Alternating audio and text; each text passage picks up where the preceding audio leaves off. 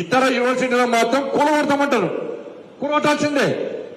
దాని భారతీయ జనతా పార్టీ వ్యతిరేకం కాదు, కూలగొట్టాల్సిందే. కానీ ఓవైసీ అనే వ్యక్తి నా కాలేజీ మీద చేయేస్తే ఇవ్వని వదిలిపెట్టమంటే ఈ పిరికి పంద ప్రభుత్వం చేతులు ముడుచుకొని ఇంట్లో వస్తున్నది. ప్రభుత్వం నోటీస్ ఇస్తారట. నోటీస్ నెక్స్ట్ అకాడమిక్ ఇయర్ లో ఆలోచిస్తారట. అంటే చేయలేని చెమట చేసిన ప్రభుత్వం కాంగ్రెస్ పార్టీ ప్రభుత్వం. ఇవాళ ఓవైసీ వార్నింగ్ ఇస్తే భయపడే ప్రభుత్వం కాంగ్రెస్ పార్టీ ప్రభుత్వం. దానిలో చదువుకునే 40,000 మంది విద్యార్థులకు ఏదో రకంగా న్యాయం చేయాల్సిందే, అన్యాయం చేయదు.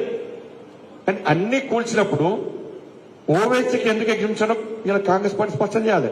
కాంగ్రెస్ పార్టీ క్యాడర్ ఆలోచించాలి. ఇలా అదే మన ప్రభుత్వం ఉంటే ఏం చేద్దామని ఇవాళ ఒక్కడి కాదు 100 బుల్డోజర్ పెట్టి ఒక్కొక్కరికి ఒక బుల్డోజర్ పెడతాం. ఇలా ఓవైసీ కాలేదు, ఒక్కొక్కరికి ఒక బుల్డోజర్ పెడతాం. వాడు వస్తే వాడు కూడా దాని నొక్కుతుంది. దాన్ని అంటే బెదిరిస్తే భయపడే ప్రభుత్వం ఇది. అంటే దీని కూడా మైనార్టీ సంతృష్టికర విధానాలే. హిందువులు చదువుకునే హిందూ ఇన్స్టిట్యూషన్ కానీ హిందువులు ఎక్కువ సంఖ్యలో చదువుకునే విద్యార్థులు చదువుకునే హిందూ విద్యా సంస్థల విషయంలో ఒక విధానం, మైనార్టీ చదువుకునే విధానం ఒక విధానం. మైనార్టీ యాజమాన్యం ఉంటే ఉడగొడతారు, హిందువుల మధ్య యాజమాన్యం ఉంటే మాత్రం దాన్ని పూర్తి చేస్తారు. మైనార్టీ డిక్లరేషన్ బట్టి వల్లేనా మీరు అందరూ అనుకుంటారు కావచ్చు. భాగ్యలక్ష్మి గుడి దగ్గర బండి సంజయ్ ఏదో టైం పాస్ కు పేరు కోసం పెట్టిన కావచ్చు. మీరు పెట్టుకోలేనా? నాకు మొన్న హ్యాపీ అనిపించింది అనుకో. నేను మొన్న కోడాలప్పుడు తిరిగినా. అరే వా ఓల్డ్ సిటీ, ఒక్కొక్క హిందూ ఒక్కొక్క తల్లి అమ్మవారిగా తయారయ్యేస్తుంటే ఒక్కొక్క అన్న ఒక్కొక్క తమ్ముడు పండుగ వాతావరణం చూస్తుంటే హ్యాపీ అనిపించింది అన్న. మామూలుగా లేరన్నా ఓల్డ్ సిటీలో హిందువులు. మీరు అందరూ అనుకుంటున్నారు బంజారీ పని ఓల్డ్ సిటీ వానంట వీనంట వినాయక జాగిరి వానే మన జాగిరి ఓల్డ్ సిటీ. ఒక్కసారి వినాయక చవితి వస్తే ఇక్కడున్న అన్ని మోర్చాల నాయకులు మీ జిల్లా మండల పదాధికారులు తీసుకొని మండల అధ్యక్షులు తీసుకొని ప్రతి ఓల్డ్ సిటీలో ప్రతి వినాయకుడిని తిరగండి, ప్రతి వినాయకుడిని దర్శించుకోండి. ఓల్డ్ సిటీ న్యూ సిటీ ఎందుకు కాదో ఆలోచిద్దాం, ఎందుకు కాదో చూద్దాం. పోయినా బోనప్పుడు పోతే ఒక పండుగ వాతావరణం, బోనాల పండుగ తిరగాలన్నా. ఒక్క వ్యక్తి ఇద్దరు వ్యక్తులు తిరుగుతా కాదు, మీరు తిరగాలి.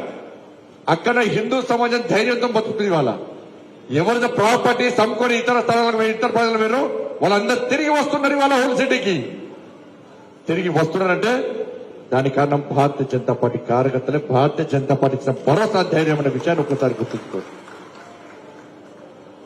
కానీ కాంగ్రెస్ పార్టీ బీఆర్ఎస్ పార్టీకి ఏం తేడా లేదు. ఇచ్చిన హామీలు వాళ్ళు నెరవేర్చలే, ఇచ్చిన హామీలు వీళ్ళు నెరవేర్చలేరు. బీఆర్ఎస్ పార్టీ ఇక మళ్ళీ వచ్చే పరిస్థితి లేదు. ఇష్టపడతామండి బీఆర్ఎస్ పార్టీని. మీరు ఇష్టపడతారు కావచ్చు, మీరు మర్చిపోయారు కావచ్చు. కానీ నేను మర్చిపోరాను, రాష్ట్ర అధ్యక్షుడు కాబట్టి మర్చిపోరాను.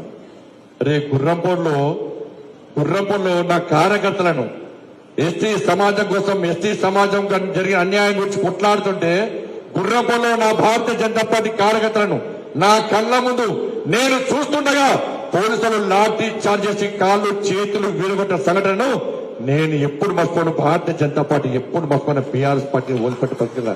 మంగ్యానాయకన్నా 40 ఏళ్ళ మంగ్యానాయక్ వచ్చిన మంగ్యానాయక్ అగు ఎన్ని రోజులు జరిగిపోయినావు? 40 రోజులు. 40 రోజులు జరిగిపోయారన్న. 40 డేస్ దసరా లేదు, దీపావళి వెళ్ళేది వరకు 40 డేస్ జరిగిపోయారు. ఇష్టపెడదామా అన్న బీఆర్ఎస్ పార్టీని? ఎత్తిష్టపెడతామన్నా బీఆర్ఎస్ పార్టీని? 40 మంది కార్యకర్తలు 40 రోజుల పాటు జైలుకి పంపిన బీఆర్ఎస్ పార్టీ ప్రభుత్వం. ఇలా కొనుగోలు కేంద్రాలకు పోతే నా కళ్ళ ముందే రాళ్ళు పొలాలకెళ్ళి చీకట్లో దొంగతనంగా రాళ్ళు వేస్తే అనేక మంది రైతుల తలలు అడిగినాయి, అనేక మంది కార్యకర్తల కాళ్ళు చేతులు తలలు అడిగిన ఒక్కరోజే 18 వాహనాలు ధ్వంసం చేశారు.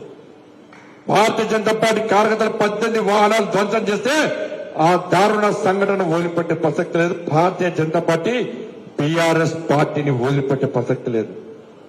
అరే పాదయాత్ర చేస్తుంటే ఏ యాత్రకు ఎప్పుడు అడ్డుకుంటారో, ఎప్పుడు ఏ యాత్ర మీద దాడి చేస్తారో అని చెప్పి ఇలా కొట్లాడి ముందుకు పోయేటువంటి పార్టీ భారతీయ జనతా పార్టీ. అటువంటి సందర్భంలో అనేక సందర్భాలు భారతీయ జనతా పార్టీ యాత్ర మీద పోలీసులు బీఆర్ఎస్ పార్టీ కార్యకర్తలు కలిసి దాడులు చేసినటువంటి సంఘటన భారతీయ జనతా పార్టీ ఎప్పుడు మర్చిపోదన్నారు.